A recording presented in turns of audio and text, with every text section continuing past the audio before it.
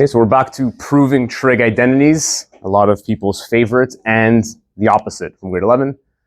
If you need a refresher on trig identities from the grade 11 course, go to my 4.6 trig identities video from the functions course. Okay, so I'm just going to show you 3, maybe 4 identities that, predominantly use the grade 12 formulas you can find on page 416. You need to kind of memorize all of them. You need to memorize them to do the work anyways. So trig identities is just a different style of work. Now, last year you didn't find much use for trig identities. It's more just like a puzzle solving. It's kind of like a cerebral activity. But in grade 12, you need the trig identities. You need to be well versed in this method, because when we get to solving equations using trig, you have to do this with puzzle pieces, and those are trig identities. You're replacing trig functions with other trig functions that will help you proceed in the question. So be aware.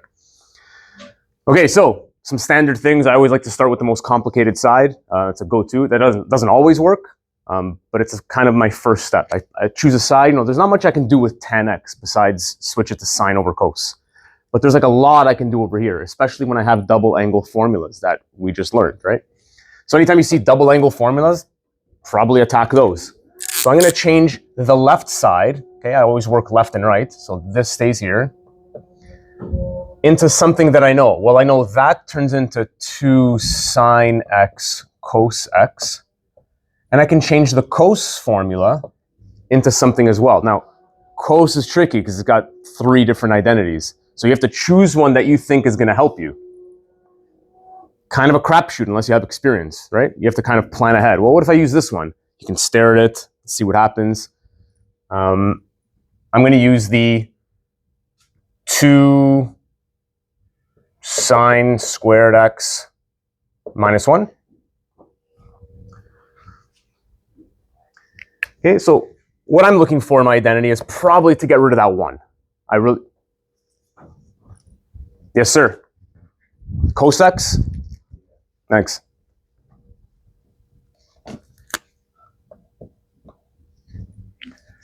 Okay, so I'm looking for this.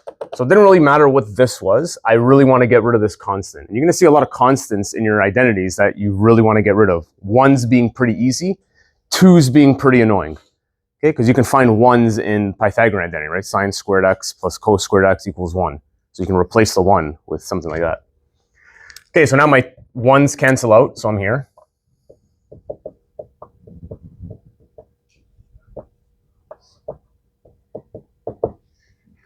Just got rid of those 1s. And now I can get rid of one of these coses, and now I can get rid of the 2s as well, because there's monomials on the top and the bottom. I don't have any addition or subtraction. So the 2s are gone, this cos is gone, and that square is gone, and I'm just left with a sine x over cos x, and this is tan x. And this equals the right side, and I'm out of this identity. Okay, so it's always pretty front-loaded, trig identities. A lot of stuff that has to happen at the beginning, a lot of complicated stuff, because we choose the complicated side. And then eventually it kind of clears up and you can kind of make your way to the answer. So a lot of effort at the beginning. Okay, let's take a look at this one. Okay, we have compound angle formulas. We learned that in grade 12 as well. You have to recall the compound angle formula with cos, which is cos of the first number, cos of the second, opposite sign, sine of the first number, sine of the second. Okay, can't really deal with the cos and the sine, but I could deal with the pi over 2s, right? The 90s. Cos of 90 is 0. I wouldn't write this, I would just get rid of it. Sine of 90 is 1.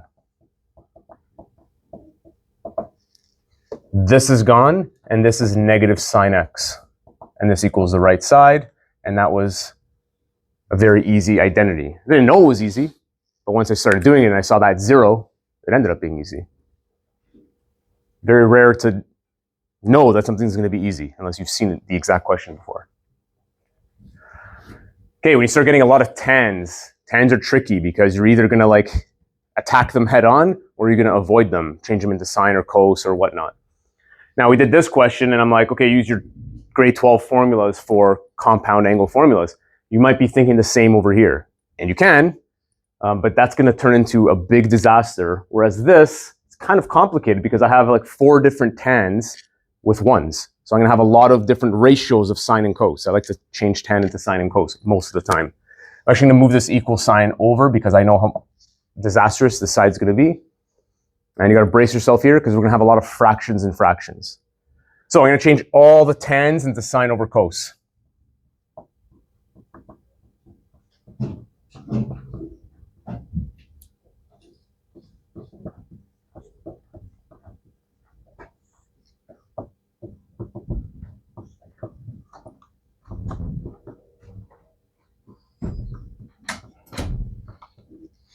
Okay, just keep in mind that these are multiplications. I could have kept them in the same fraction. It's the same thing with the same line, but because the denominators are going to be different, I just changed them.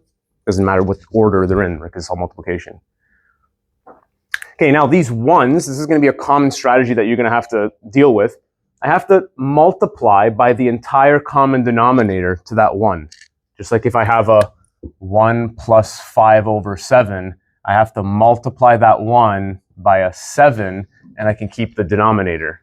Well, I'm going to do the same thing over here. I'm going to say, well, this is going to be cos x cos y over cos x cos y plus sine x sine y over cos x cos y. All over, that's just my numerator. So all I did was I took this 7, multiplied it by this, and I put everything over the same denominator. I wrote the denominator twice because a lot of people like to see it that way. I would never write this twice. It would all be over one denominator. You'll see in the next step. Okay, so this is like me doing this, 7 over 7 plus 5 over 7. That's like this step that I did. Okay. Might be confusing at first, but after you do it a few times, it's such a common thing that's going to happen this year that you'll get used to it. The denominator is going to be the same thing. I got to multiply by cos x cos y. Cos x cos y over cos x cos y. That's my 1 right there. Okay, so now that I'm done this, again, this is a step that I personally wouldn't write, and you'll see the next step, which is the one I'd write. Now I got to do this. Sine x sine y over cos x cos y. Now, mistake alert right here. You guys are going to turn your page into a disaster trying to do identities, and then you're going to do the opposite thing that you just did. It's very common. People are going to start canceling this and this. You're going to be like, oh, that's the same as this. I can cancel. No, you cannot. You can never cancel when you have addition. Not once in your life are you able to do that, unless you are in fully factored form where you have something multiplied. You can't cancel. So please get that out of your head. So these have the same denominators as these, so I'm going to collect the numerators and put them together.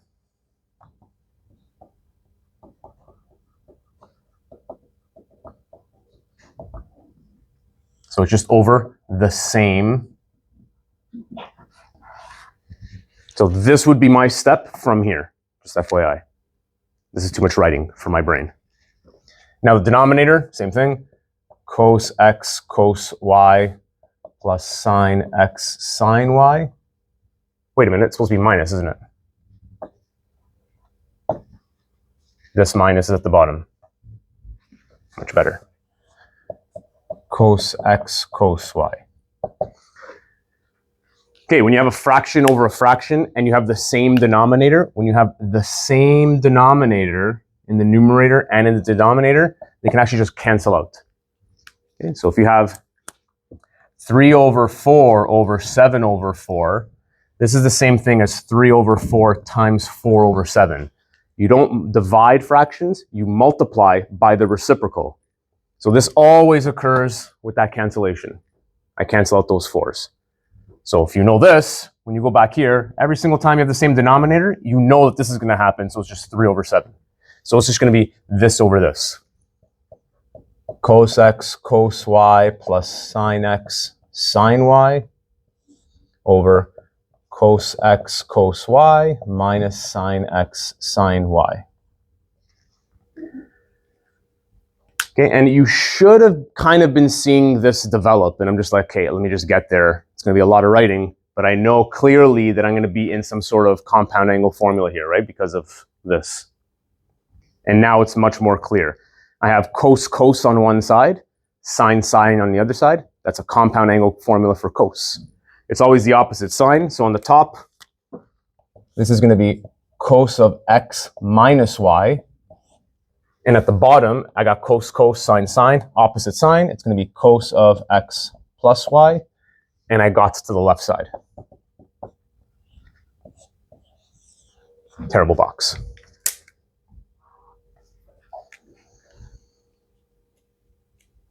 Okay. Sometimes one of the hardest parts about identities is sometimes you get this and sometimes you get this.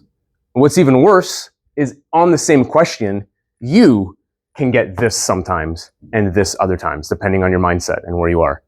Are you going to see the right move? Or are you just going to go with the first thing you think of? It might be this. So is there a way to do this shorter? I don't know.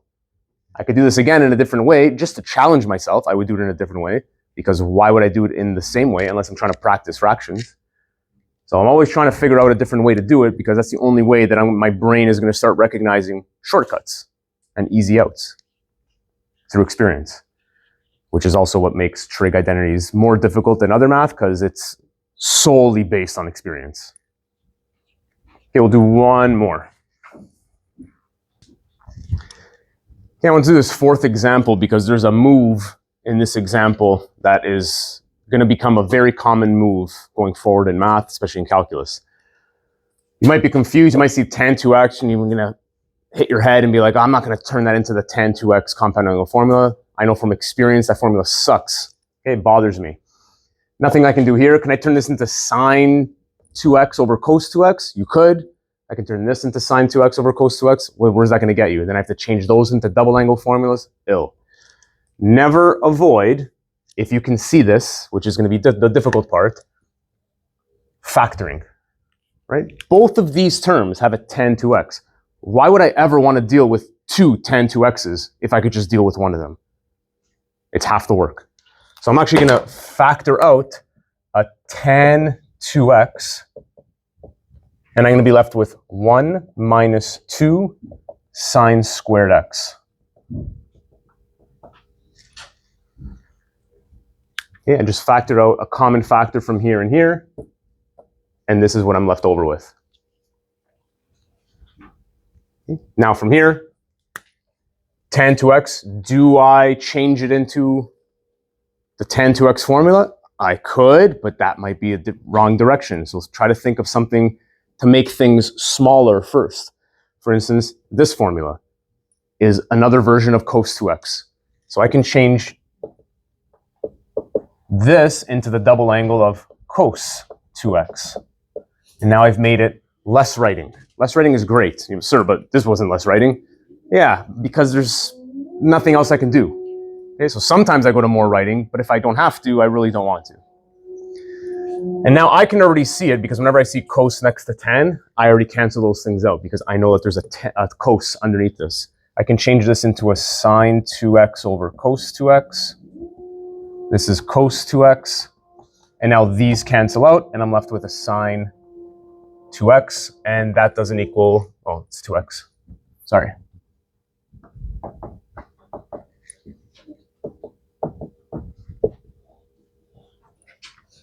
Okay, so I like a question like this because you could go into a disaster mode over here, changing things into compound angle formulas and not get here as efficiently. You're still going to get here. It's going to take you a lot more pencil. But this is a good example of a really high-level move to get out of a situation. The more you know, the less you do, always.